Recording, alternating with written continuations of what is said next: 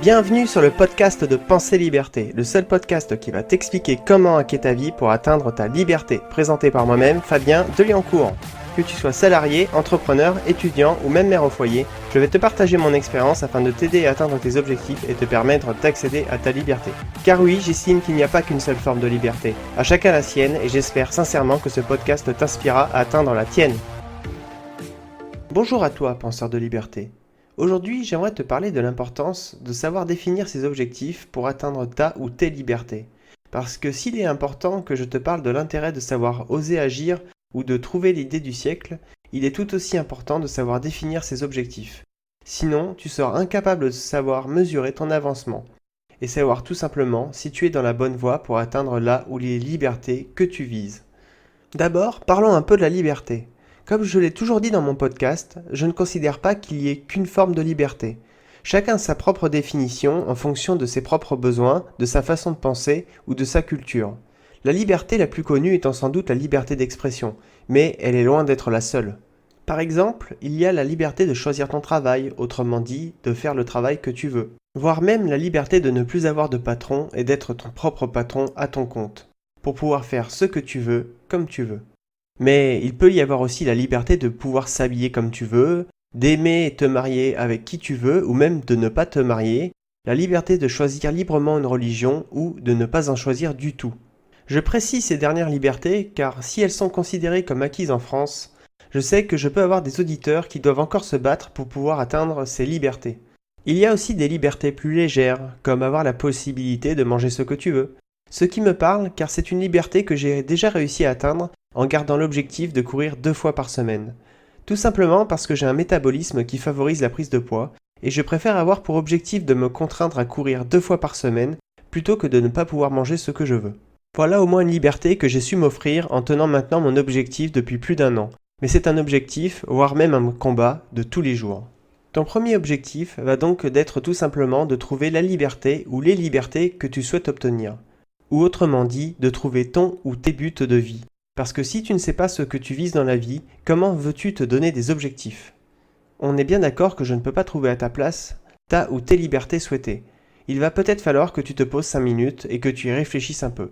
Par contre, je peux te donner les bonnes questions pour t'aider à trouver la réponse. Mais quelles sont-elles ? Qu'est-ce que tu aimes faire dans la vie ? Quelles sont tes passions ?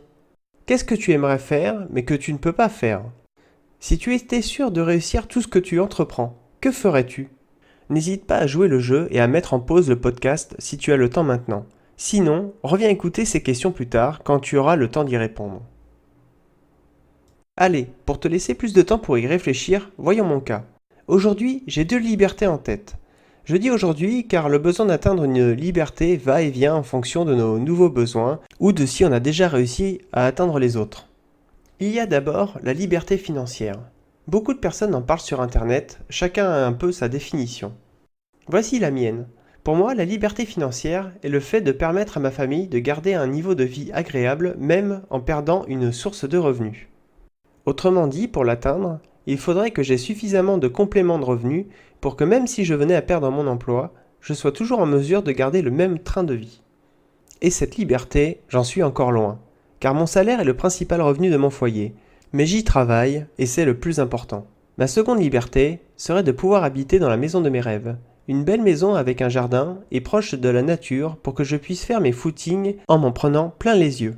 Mais aussi pour pouvoir faire de belles randonnées avec ma famille. J'aurais bien une 3e liberté en plus à te donner, mais je ne peux pas t'en parler pour l'instant. J'espère avoir l'occasion de t'en dire plus très bientôt. Dans tout ça, je ne t'ai pas encore parlé de comment définir ses objectifs. C'est un peu le titre du podcast après tout.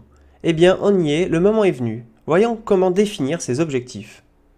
Un objectif, cela peut être le moyen pour aller directement vers ta liberté. Malheureusement, il est souvent très compliqué d'atteindre sa liberté en une fois. C'est pour ça qu'il est souvent conseillé pour définir ses objectifs, de les découper en petits paliers ou en plusieurs étapes successibles à atteindre. Parce que c'est beaucoup plus motivant de réussir régulièrement de petits objectifs qu'en avoir défini un très difficile à atteindre, voire complètement inatteignable pour l'instant. Il serait vraiment dommage d'abandonner en plein milieu de chemin juste parce que l'objectif est trop ambitieux. Et pour la même raison, si tu as déjà défini des objectifs pour atteindre ta liberté, N'hésite jamais à les redécouper en plus petites étapes si tu penses que cela peut t'aider. Cela peut être très utile pour garder ta motivation si jamais tu prends du retard ou que tu t'éloignes temporairement de tes objectifs, mais que tu veux continuer à avancer. Car des fois dans la vie, c'est un pas en avant et deux pas en arrière. La seule chose qui te permettra de continuer à avancer dans ces moments-là sera ta motivation et ta régularité. D'où l'intérêt de définir tes meilleurs objectifs. Quand tu vas définir tes objectifs, garde en tête qu'ils doivent te rendre fier. C'est pour ça qu'il est important qu'un objectif soit atteignable, parce que s'il ne l'est pas, tu ne pourras jamais être fier de l'avoir accompli. Si tu es fier d'avoir accompli un objectif, alors tu seras encore plus motivé à en accomplir un autre, puis un autre, un peu comme un jeu, jusqu'à atteindre ta liberté. Pour qu'un objectif puisse te rendre fier, il faut idéalement que tu puisses en parler aux autres, afin qu'eux aussi puissent être fiers de toi et te rebooster en te disant que tes efforts n'ont pas été inutiles. Repense donc au fait que j'aille courir 2 fois par semaine. Quand j'en parle à mes proches, ils sont contents de me voir motivé et en bonne santé. Cela me motive d'autant plus à continuer de le faire, autant pour moi que pour eux. Mais définir ces objectifs, cela nécessite qu'ils soient mesurables.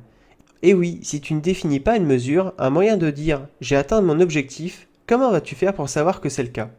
Prenons un exemple très simple.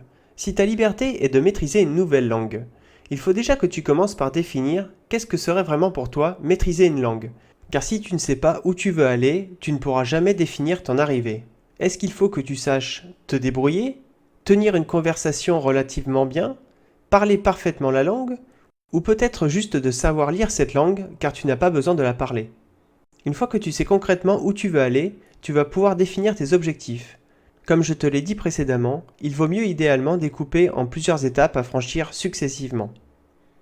Il faudra par exemple définir un temps de travail. Pourquoi ne pas commencer par 5 minutes de travail par jour, pour augmenter ensuite si tout se passe bien? Je sais que cela a l'air impossible de maîtriser une langue en 5 minutes par jour. Et pourtant, j'ai rédigé un article pour t'expliquer comment. Il existe des applications comme Duolingo ou Mosalingua qui te permettent d'apprendre une langue à partir de 5 minutes de travail par jour.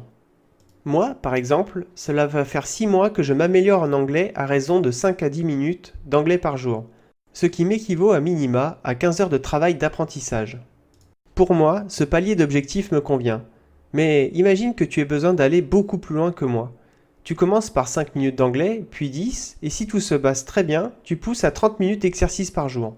Imagine qu'avec 30 minutes d'anglais par jour, cela te ferait 90 heures d'apprentissage d'une langue en 6 mois, soit 180 heures d'anglais à l'année. Ça serait quand même un très grand pas pour atteindre la liberté de maîtriser une nouvelle langue. Et si tu trouves que ce n'est pas assez, qu'est-ce qui t'empêcherait de pousser l'expérience encore plus loin si tout se passe très bien pour toi? Toujours est-il qu'il faut être fier d'avoir atteint ses objectifs. Et à l'heure où je te parle, je suis très fier d'être en mesure de te dire que j'ai atteint les 150 jours de travail d'anglais, mais aussi que j'ai à la fois appris et révisé plus de 700 mots et expressions. Vois-tu l'intérêt de mesurer tes objectifs et tes résultats? Je sais où j'en suis aujourd'hui, je sais si j'ai bien travaillé ou non par rapport à ma propre liberté, et je suis en mesure de quantifier tout ça pour pouvoir t'en parler. En ce qui concerne mes propres objectifs, pour rappel, je t'ai dit que j'avais 2 libertés qui m'intéressent actuellement. D'une part, la liberté financière, et d'autre part, vivre dans une belle maison dans un beau cadre.